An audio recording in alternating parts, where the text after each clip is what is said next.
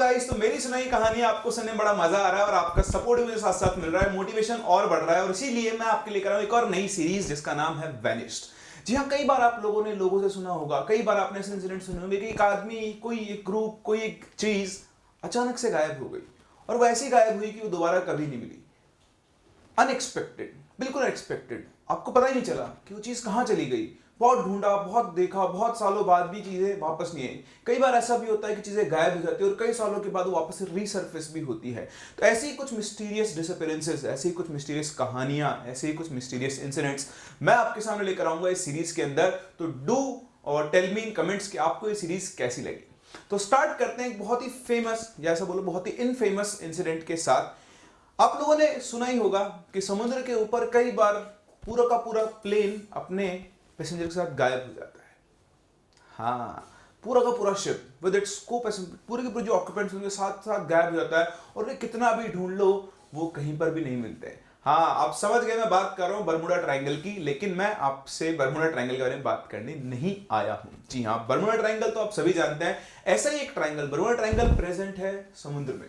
मैं आपको मिलाने वाला हूं एक और ट्रायंगल से जो कि अर्थ पर प्रेजेंट है। ऑल्दो स्टोरी बहुत पुरानी है, बहुत सारी इंफॉर्मेशन मैंने कलेक्ट की अलग अलग जगह से और उस इंफॉर्मेशन को कलेक्ट करके मैं आपको आज बताने वाला हूं। आई होप आपको ये सीरीज बहुत पसंद आने वाली है। तो अगर आपको ये सीरीज पसंद आती है तो आपको पता है आपको क्या करना है। जी हाँ, आपको सबसे पहले तो वीडियो को लाइक करना है, फिर शेयर करना है और चैनल को आपको सब्सक्राइब भी करना है, बेल नोटिफिकेशन ऑन कर देना ताकि सीरीज का नेक्स्ट पार्ट आएगा तो आपको सबसे पहले पता लग जाएगा। तो शुरू करते हैं कहानी बेनिंगटन ट्रायंगल की।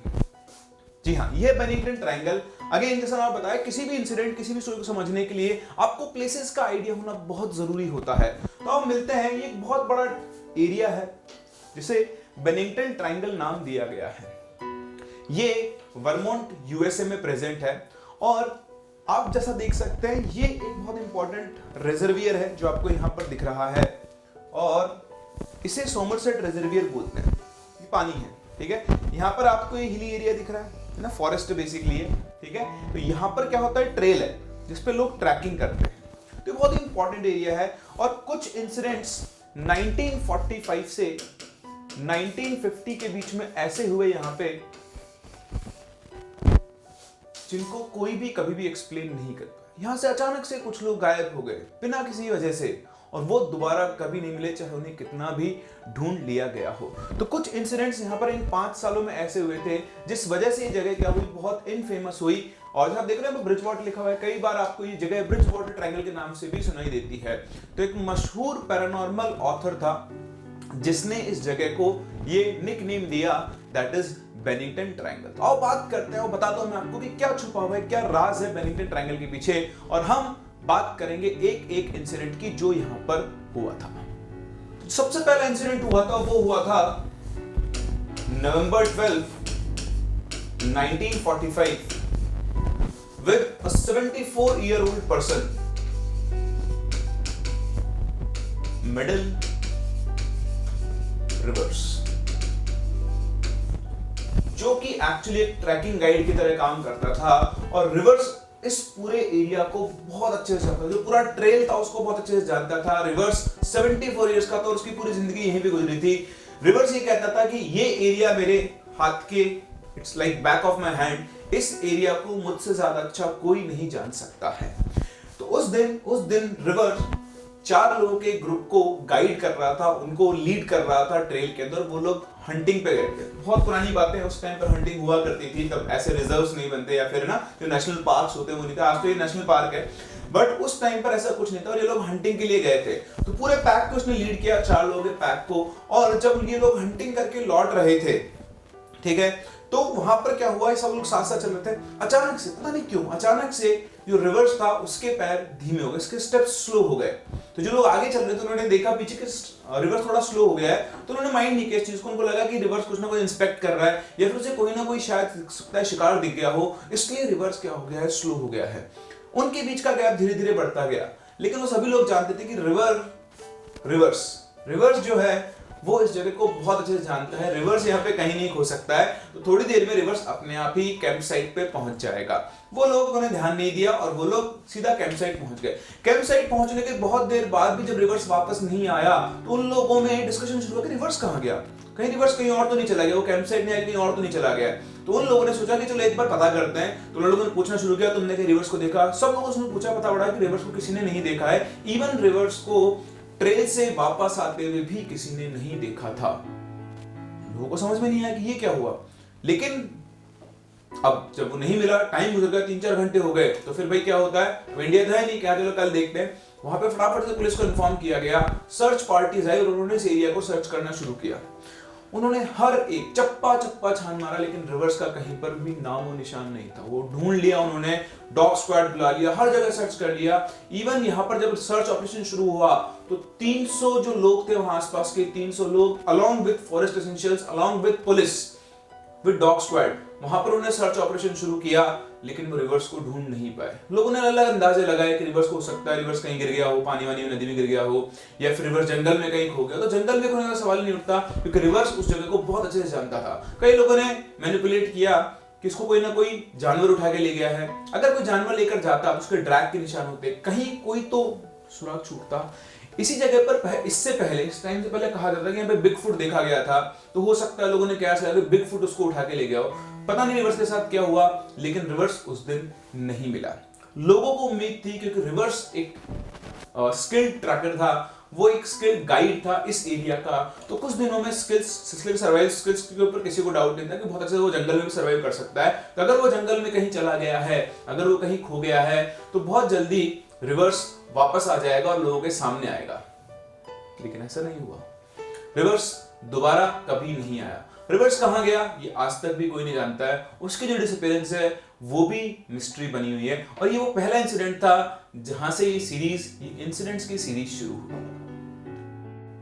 सेकेंड इंसिडेंट हुआ पोला वेल्डन के साथ, जो कि इन सब में सबसे ज्यादा फेमस है। इस इंसिडेंट के बाद बेनिंगटन को अपना पुलिस डिपार्टमेंट मिला। उससे पहले बेनिंगटन का अपना कोई पुलिस डिपार्टमेंट नहीं था। सबसे ज्यादा अगर किसी ने सुना है इस बारे में तो वो है पोला वेल्डन। पोला वेल्डन 18 इयर्स ओल्ड थी जब वो यहां से डिसअपीयर हुई, दिसंबर 1, 1946। ऑलमोस्ट 1 साल के बाद। पोला बेनिंगटन कॉलेज के अंदर सेकेंड ईयर स्टूडेंट थी। उसे ट्रैकिंग का बहुत शौक था और उस दिन उसने डिसाइड किया कि वो ट्रैकिंग करनी ही जाएगी। शाम को करीबन 3 बजे के आसपास वो अपने रूम पे पहुंची जहां वो रहती थी। वहां से उसने थोड़ा बहुत अपना सामान लिया, क्योंकि वहां पे उस टाइम पर टेम्परेचर डाउन हो जाता था रात के टाइम पर। तो उसने बहुत ज्यादा उसका मतलब ट्रैकिंग, छोटी सी ट्रैकिंग करने का उसका मन था, क्योंकि उस टाइम उसका शेड्यूल बहुत बिजी चल रहा था। उसने अपनी एक रेड जैकेट पहनी, जो कि बहुत ज्यादा मतलब विंटर, मतलब सर्दी से आपको बचा नहीं सकती, तो उसने जैकेट पहनी और वो ट्रैकिंग के लिए निकल गई। ट्रैकिंग पर पोला गई, पोला को बहुत सारे लोगों ने देखा, ठीक है, और क्योंकि उसकी जो जैकेट थी उसका कलर बड़ा वाइब्रेंट सा कलर था, तो बहुत लोगों की नजर पड़ गई। आपके सामने से कैसे गुजरता है, बहुत अच्छे सा कोई अलग सा कलर पहना हुआ तो वो दिमाग में छप जाता है। तो पोला को कई लोगों ने ट्रैकिंग पे जाते हुए देखा। जैसा कि लोग बताते हैं, वहां पर एक एल्डरली, अच्छा एक तो आदमी था विटमैन, जो बेसिकली वहां पर काम करता था, और उसने पोला को ट्रैकिंग का थोड़ा आइडिया दिया था। उसने गाइड किया था कि यहाँ से ऐसे ट्रैक करके आप आगे जा सकते हो, और वो ट्रेल उसके लिए नहीं थी, इसलिए तो पोला को उसने गाइड किया। ऐसे एक और एक एल्डरली कपल था जो पोला के साथ साथ ही ट्रैकिंग कर रहा था। ऑल्दो वो बूढ़े थे, तो पोला जवान थी, वो उनसे थोड़ा आगे निकल गई। तो उन्होंने पोला को अपनों को पास करते हुए देखा, और उन्होंने बताया कि जो ट्रेल थी उस ट्रेल पे जस्ट आगे एक छोटा सा टर्न था, तो पोला उनके सामने उसी टर्न से मुड़ी। उस टर्न के बाद बिल्कुल स्ट्रेट ट्रेल थी। तो जैसे ही वो कपल उस मोड़ पे वो घूमा, उसके बाद उनको पोला कहीं दिखाई नहीं दी। अगर यूजुअल होता तो पोला जस्ट थोड़े से स्टेप्स आगे उनको उस ट्रेल पे दिखनी चाहिए थी। खैर उन्होंने ध्यान नहीं दिया, उन्हें लगा हो सकता है वो थोड़ा तेज भाग के निकल गई हो, या हो सकता है कि उसने को अपना ट्रैक बदल लिया हो। तो उन्होंने इतना ध्यान नहीं दिया, वो अपनी ट्रैकिंग करके वापस आ गए। अब हुआ क्या, सब कुछ आ गया हो गया, ठीक है, घर नहीं जाते ही लोग ट्रैकिंग करने, तो भी ट्रैकिंग करने गई थी। अब अगले 2 दिन तक पोला कॉलेज नहीं आई, बिना किसी नोटिफिकेशन के, बिना किसी इन्फॉर्मेशन के। ऐसा कभी नहीं होता था। अगर जनरली कॉलेज से उन स्टूडेंट्स को छुट्टी लेनी होती थी या कहीं जाना तो ऑब्वियसली इन्फॉर्मेशन देते। तो पोला उन स्टूडेंट्स में नहीं थी, बिना इन्फॉर्मेशन दिए गायब हो जाएगी। तो पोला की एक फ्रेंड थी, जब 2 दिन तक पोला नहीं है, उससे कोई कॉन्टैक्ट नहीं हुआ, वो आई नहीं, कोई इन्फॉर्मेशन नहीं थी इसके बारे में, तो वो उसे ढूंढने उसके रूम पे गई। उसका रूम लॉक था। उसने आसपास पूछा तो पता पड़ा कि 2 दिन से पोला दिखी नहीं है। उसको उसकी चिंता होने लगी। उसने हर जगह जो भी पॉसिबल जगह थी वो वहाँ गई। उस टाइम मोबाइल फोन्स तो होते नहीं थे, तो उस टाइम वो जगह पर गई, वहाँ उसने ढूंढने की कोशिश की, पता किया, किसी को कोई आइडिया नहीं था। अब अगेन इंडिया होता तो लोग थोड़ा वेट कर लेते हैं, पर यूएस में तो क्या होता है ना, सीधा लोग जाते हैं पुलिस स्टेशन। तो पुलिस वहाँ की तो आप जानते हो कितनी एक्टिव होती है। तो पहुंची, उसने पुलिस स्टेशन में बताया कि ऐसी ऐसी बात हुई है। ठीक, अच्छा आप बोलोगे सर कॉन्ट्रडिक्ट कर रहे हो, पुलिस तो थी। पुलिस खुद की नहीं थी, ठीक है, मैसेचुसेट्स यहाँ से पास में है, तो वहाँ की पुलिस का जो एक ऑफिस था, है ना, वो जो होता है ना चौकी, हमारे यहाँ चौकी होती है, शहर से बाहर एक चौकी लगाते हैं, शहर की थाने की सीमा उसमें लगती है, वैसी चौकी थी। वो वहाँ गई, उसने वहां पर क्या किया, इन्फॉर्म किया कि ऐसे से मेरी फ्रेंड है, 2 दिन से तो कोई आता नहीं, प्लीज आप सर्च करें। तो पुलिस ने इन्वेस्टिगेशन शुरू किया, सर्च करना शुरू किया। तो पुलिस को पता लगा कि 2 दिन पहले पॉला ट्रैकिंग पे गई थी। पुलिस वहां पहुंची, उसने लोगों से इन्वेस्टिगेट करना शुरू किया। तो बहुत सारे लोगों ने कंफर्म किया कि हाँ, उन्होंने पॉला को ट्रैकिंग पे जाते हुए देखा था, और उसने एक रेड कलर की जैकेट पहनी हुई थी, जिससे वो अलग ही आइडेंटिफाई हो रही थी। सबने जाते हुए तो देखा था, लेकिन किसी ने भी पॉला को आते हुए नहीं देखा था। उन्होंने माइंड भी नहीं किया, हो सकता है वो निकल गई हो। लेकिन जब रजिस्ट्री देखी गई, एंट्रीज देखी गई लोगों की, तो बहुत सारे लोगों की आने जाने की एंट्रीज थी, लेकिन पॉला की सिर्फ जाने की एंट्री थी, आने की एंट्री वापस नहीं थी। यहां से पुलिस को सस्पिशन दिखा और उन्होंने पॉला के लिए सर्च ऑपरेशन शुरू किया। ये उस टाइम पर उस एरिया का सबसे बड़ा सर्च ऑपरेशन था। पुलिस, ठीक है, locals, helicopters, aircrafts, dogs, even FBI भी सर्च के अंदर इन्वॉल्व हुई, लेकिन इनमें से कोई भी पॉला को ढूंढ नहीं पाया। अगेन पॉला का कहीं नामो निशान नहीं था। हो सकता है कोई जानवर ने पॉला पे अटैक किया हो सकता है वो जो बिगफुट की आपसे पहले वाले बात की थी वो आ गया हो, कोई भी ऐसा हो, लेकिन कोई ना कोई सुराग तो कोई ना कोई छोड़ ही जाता है। वहां पर पॉला या उससे रिलेटेड कोई भी सबूत नहीं था। वो कहाँ चली गई किसी को पता नहीं था। बहुत एक्सटेंसिव सर्च हुआ, पूरे एरिया को अच्छे से छाना गया, लेकिन कोई भी पॉला को ढूंढ नहीं पाया। आज तक भी वहां क्या हुआ किसी को पता नहीं है। ये केस इतना फेमस हुआ, इतना फैला ये जो इंसिडेंट था, कि पहली बात तो लोगों ने अलिज किया वहां के शेरिफ के ऊपर कि उसने जो सर्च है उसको बहुत अच्छे से वो नहीं चलाया, और उसके बाद यहाँ पर इनका अपना पुलिस डिपार्टमेंट बनाया गया, लेकिन कोई फायदा नहीं हुआ। पोला वॉल्डन कहाँ गई आज तक भी किसी को पता नहीं है। तो ये एक और स्टोरी हुई, एक और इंसिडेंट हुआ इसी जगह पर, इसी एरिया के अंदर, और यहीं से ये एरिया क्या होने लगा, इनफेमस होने लगा। बट शुरुआत में लोग इन चीजों को कंसिडर नहीं करते हैं, और फिर भी ऐसी जगह के ऊपर वो पहुंच जाते हैं। तो जो अगला इंसिडेंट हुआ वो एक्चुअली इस ट्रायंगल के अंदर नहीं हुआ, लेकिन उसकी बहुत क्लोज विसिनिटी में हुआ। इसी के जस्ट बाद आपका बेनिंगटन टाउन आता है। ये जो इंसिडेंट हुआ वो हुआ जेम्स टेडफोर्ड के साथ 1949 में। एक्चुअली इसके बीच में एक और इंसिडेंट हुआ था, बट वो ऐसे कोई बहुत, मतलब वहां पर भी ऑब्वियसली एक बच्चा गायब हुआ था। ठीक है, मैं उसके बारे में आपको थोड़ा आइडिया देता हूँ, बट जो स्टोरीज है उसमें मतलब ये बहुत इंपॉर्टेंट पॉइंट्स हैं। तो वहां पर भी क्या हुआ था कि मतलब एक फैमिली थी जो ट्रैकिंग पे गई थी। तो उसमें क्या थे, 4 कजन ब्रदर्स थे। तो वो अभी फैमिली के सामने ही खेल रहे थे। तो खेलते खेलते अचानक से क्या हुआ, चारों बच्चे उन्हीं की आंखों के सामने चारों बच्चे स्प्लिट हो गए। ठीक है, स्प्लिट हो गए तो उन्हें लगा कि ठीक है बच्चे खेल रहे हैं, शायद हो सकता है वो हाइड एंड सीक खेल रहे हो या कोई गेम खेल रहे हो, तो उन्होंने इतना ध्यान नहीं दिया। बाकी उनको लगता है कि बच्चे आसपास ही हैं। थोड़ी देर के बाद सारे बच्चे 3 अलग अलग डायरेक्शन से आए, मतलब चारों डायरेक्शन से आने वाले थे। वैसे तो पर 4 थे ना, 3 ही आए, चौथा बच्चा नहीं आया। तो उनके पेरेंट्स ने पूछा भाई वो कहाँ पर है, तो उन्होंने बोला कि बस वो आने वाला ही होगा। तो थोड़ी देर उन्होंने वेट किया, पर आया नहीं। सब लोग चिंता में हो गए कि कहाँ गया।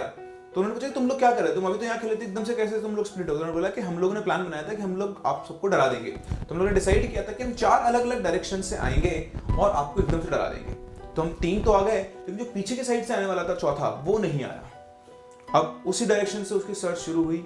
अगेन पूरे एरिया को खंगाल लिया गया, पूरे एरिया को छान लिया गया, लेकिन उसका भी कहीं कोई सुराग नहीं मिला। समझ पा रहा है, कुछ नहीं पता पड़ा कि कहाँ गया कहाँ नहीं गया। बहुत सर्च हुई और वो बच्चा भी गायब हो गया। इसी तरह कहानी शुरू हुई 1949। एक और इंसिडेंट हुआ जेम्स टेडफोर्ड के साथ, जो कि एक्चुअली एक एक्स सोल्जर था, यस एक्स आर्मी सोल्जर था, और वो बेनिंगटन सोल्जर होम के अंदर वो रहता था। उस दिन वो अपने रिलेटिव्स से मिलकर आ रहा था।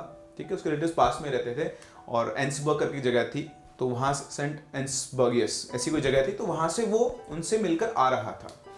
तो वो एक बस आया करती थी बेनिंगटन के लिए, बेनिंगटन टाउन के लिए। और एक्चुअली जो मैं बता कि ये इंसिडेंट जो था वो ट्रायंगल के अंदर तो नहीं, लेकिन उसके बहुत क्लोज हुआ, बहुत इसी की विसिनिटी के अंदर हुआ। तो उस दिन क्या होता, बस बस में बहुत सारे लोग थे, उसी के बहुत सारे कंपेनियन भी थे जो सोल्जर्स थे, और वो सभी बस के अंदर आराम से आ रहे थे। टेडफोर्ड ने अपना बस के अंदर अपनी सीट के ऊपर अपना बैग रखा हुआ था, वो आराम से बैठा हुआ था, और टेडफोर्ड एज सच कोई डिप्रेशन में ऐसी किसी भी कंडीशन में नहीं लग रहा था कि जिससे लोग आगे होने वाले इंसिडेंट को लिंक कर पाए। वो बड़ा ही ठीक ठाक सा था, खुश था, नॉर्मल था, और आराम से बस में बैठा हुआ था, वो सो गया था। सभी लोगों ने टेडफोर्ड को ट्रैवल करते हुए देखा, बस में चढ़ते हुए देखा, और इवन जो बेनिंगटन आता है उससे जस्ट लास्ट वाले स्टॉप पर भी सभी लोगों ने, जो जिन जिन लोगों से बात हुई, उन सभी लोगों ने टेडफोर्ड को वहां पर देखा था। लेकिन अचानक से लास्ट स्टॉप और बेनिंगटन के बीच में टेडफोर्ड गायब हो गया। किसी को पता नहीं चला टेडफोर्ड कहां गया। इवन टेडफोर्ड का बैग, टेडफोर्ड का वॉलेट और उसके अंदर रखे हुए पैसे, वो सब भी उसी सीट पर पड़े हुए थे जिस पे टेडफोर्ड बैठा हुआ था। लेकिन किसी को पता नहीं चला कि टेडफोर्ड कहां चला गया। अचानक से टेडफोर्ड चलती बस में से अचानक से गायब हो गया। How is that possible? कोई चलती बस में से गायब हो सकता है? तो लोगों ने अगेन मैनिपुलेट करना, कयास लगाना शुरू कि क्या हुआ होगा। तो लोगों ने बहुत सारे पॉइंट्स गिनाए। उन्होंने गिनाया कि हो सकता है टेडफोर्ड अपनी जिंदगी से परेशान हो गया हो, उसकी अर्निंग बहुत अच्छी नहीं थी, तो हो सकता है इसलिए वो यहाँ से भाग गया हो। ये हो सकता है टेडफोर्ड एक नई लाइफ शुरू करना चाहता, क्योंकि वो आर्मी पर्सनल था, तो उसको पता है कि नई आईडीज वगैरह कैसे बनती हैं। बहुत सारे ऐसे क्वेश्चंस थे, अनआंसर्ड क्वेश्चंस, तो लोगों ने अपने हिसाब से मैनिपुलेट करना शुरू किया। तो बिल्कुल सही बात है, ऐसा कुछ भी हो सकता है, लेकिन कुछ पॉइंट्स है अगर जिनके ऊपर फोकस किया जाता है स्टोरी के अंदर, तो वो भी अनएक्सप्लेन्ड रह गए। उस टाइम पर वो जो लास्ट स्टॉप से बेनिंगटन के बीच में बस चल रही थी, उसकी स्पीड अच्छी खासी, जो जैसा जहाँ पे विटनेस ने बताया कि अच्छी खासी स्पीड थी बस की, मतलब 60 to 70 किलोमीटर पर आवर की स्पीड थी। अगर स्पीड में कोई बस से उतरने का रास्ता ढूंढे, पहली बात तो बिना किसी के नोटिस में आए, बताओ बस से कैसे उतरेगा। और एनी हाउ अगर उसे ऐसी कोई चीज या रास्ता पता था, मान लो कोई नीचे से, उसकी सीट नीचे से कोई वो है ना स्लाइड कर, मूवी में दिखाते थे, पुरानी मूवी में स्लाइड करके नीचे उतर देते, अगर वो उससे उतर के नीचे गिरता भी, कूदता भी, तो भाई उसको लगती ना, कुछ चोट तो लगती। उस पूरे लास्ट स्टॉप, बेनिंगटन से लास्ट स्टॉप के बीच के पूरे एरिया को सर्च किया, सड़क पे एक खून का धब्बा भी नहीं था। अगर बेनिंगटन को कहीं जाना ही होता, गायब करना होता, नई लाइफ शुरू करनी थी, तो उसके लिए पैसे भी तो चाहिए होते हैं। उसका वॉलेट, जितने भी पैसे थे सारे उसके, मतलब उस टाइम उसके पास जो भी पैसे वो कैरी कर रहा था, वो सब उसी में थे। तो पता नहीं, हो सकता है वो प्लान करके कहीं गायब हुआ हो, ऐसा भी तो हो सकता है, क्यों किसी ने होता है पैरेलल यूनिवर्स, कोई ऐसी जगह बनी हो जहाँ पे वो गायब हो गया। कुछ भी हो सकता है, कुछ भी हो सकता है। मैं नहीं कह रहा हूँ कि ये हुआ होगा, बहुत सारी पॉसिबिलिटीज हैं, लेकिन अगेन क्योंकि एक सोल्जर था, एक्स सोल्जर था, इसके लिए भी एक एक्सटेंसिव सर्च ऑपरेशन चलाया गया। और ढाक के 3 पात, समझते हो, ढाक के 3 पात, कुछ भी नहीं हुआ। आपने पूरा एरिया सर्च कर लिया, टेडफोर्ड के बारे में कोई कुछ भी पता नहीं लगा पाया। वो गायब था और वो गायब ही रहा। पता है इंटरेस्टिंग बात क्या थी? हाँ, आप समझ गए, टेडफोर्ड ने भी उस दिन रेड जैकेट पहनी हुई थी। और क्या इन सारे इंसिडेंट से रेड जैकेट को लेना देना है? पता नहीं, लेकिन जो लोग गायब हुए उनमें से आप मैक्सिमम परसेंटेज ने, मतलब जो 3 लोग थे, 5 लोग टोटल गायब हुए थे इस टाइम के बीच में, उनसे 3 लोगों ने रेड जैकेट पहनी हुई थी। नेक्स्ट इंसिडेंट हुआ फ्रेडा लेंगर के साथ 1950 में, अक्टूबर 1950 में ये इंसिडेंट हुआ फ्रेडा लेंगर के साथ, जो कि 53 ईयर ओल्ड थी। फ्रेडा ने उस दिन अपने कजिन के साथ ट्रैकिंग करने का प्लान बनाया और दोनों ही ट्रैकिंग कर रहे थे। तो ट्रेल पे जब वो चल रहे थे, तो चलते थे, अचानक से फ्रेडा का पैर फिसला और वो एक वाटर स्ट्रीम में, बहुत ज्यादा डीप नहीं थी, नॉर्मल सी वाटर स्ट्रीम थी, उसमें गिर गई और उसके सारे कपड़े गीले हो गए। थोड़ा सर्दी का मौसम था, मतलब सर्दियां स्टार्ट हुई थी उस टाइम पर। तो फ्रेडा ने बोला अपने कजिन से, कजिन का नाम एल्सन था, तो फ्रेडा ने बोला कि तुम यहीं पे रुको और मैं कैंप साइट पे जाके अपने कपड़े चेंज करके आती हूँ। कैंप साइट वहां से मुश्किल से 5 से 7 मिनट की दूरी पर थी। तो एल्सन को लगा ठीक है, कोई दिक्कत नहीं, बोला ठीक है तुम जाओ, मैं तुम्हारा यहीं पे वेट कर रहा हूँ। और एल्सन फ्रेडा का वेट करता ही रह गया। फ्रेडा गई तो, लेकिन वो कभी भी दोबारा लौटकर नहीं आई। जब बहुत देर गुजर गई तो एल्सन को उसकी चिंता हुई और उसने ट्रेल को सर्च करते हुए फ्रेडा को आवाज लगाते हुए कैंप साइट तक पहुंचा। कैंप साइट पर पहुंचे, उसने पूछा लोगों से, तो उसे पता लगा कि फ्रेडा तो यहाँ पर आई ही नहीं थी। अब आप सोचो, आप किसी साथ घूमने गए हो, उसने बोला कि मैं आ रहा हूँ और वो गायब हो गया, आपको पता ही नहीं। एल्सन का दिमाग खराब हो गया, उसने सभी लोगों को बताया कि फ्रेडा मुझसे भूल गए थे। तो वहां पे इतने लोग थे, उन्होंने सर्च ऑपरेशन ढूंढना शुरू किया, हर जगह उन्होंने ढूंढा, ट्रेल पे कोई पता नहीं चला। फिर अगेन यहाँ पर पुलिस को फोन किया गया, फिर से सेम जगह पर जहां पर लोग गायब होने, वापस से कोई और गायब हो गया। तो आप समझ सकते हो कि सनसनी की तरह न्यूज फैल गई और यहाँ पर फिर से एक बहुत बड़ा सर्च ऑपरेशन चलाया गया, जिसमें अगेन हेलीकॉप्टर्स, एयरक्राफ्ट, पुलिसमैन्स, लोकल्स, है ना, वही डॉग स्क्वाड, 12 से 13 डॉग स्क्वाड लगाए गए। लेकिन इस पूरे एरिया को सर्च कर लिया गया, पूरे एरिया को सर्च कर लिया गया, लेकिन कहीं पर भी फ्रेडा का कोई निशान नहीं मिला। बहुत अच्छे से सर्चिंग की गई। इवन लेक, ये जो ना ये आपको लेक से दिख रही है वाटर रिजर्वियर जो है, इसको पूरे अच्छे से सर्च किया गया। पूरे एरिया को जहाँ जहाँ फ्रीडा थी उसके आसपास की, इवन उसके बहुत आगे तक के एरिया को, 5-5-6 किलोमीटर के एरिया को बहुत अच्छे सर्च किया गया, लेकिन उसका कोई सुराग नहीं मिला। लेकिन अच्छा, एक और चीज, इंटरेस्टिंग चीज, यहां पर भी फ्रीडा ने एक रेड कलर का स्वेटर पहना हुआ था। लाल रंग खतरनाक होता है। ये एकमात्र ऐसा केस था जिसने थोड़ा सा इन जो है ना, जो पैरानॉर्मल चीजें होती है कि उससे रिलेट करने के ऊपर अंकुश लगाया, उसको रोका। 6 महीने बाद, ऑलमोस्ट 6 महीने बाद, मई 1951 में फ्रीडा की बॉडी मिली, fully decomposed, almost decomposed body मिली। 6 से 7 महीने गुजर चुके थे।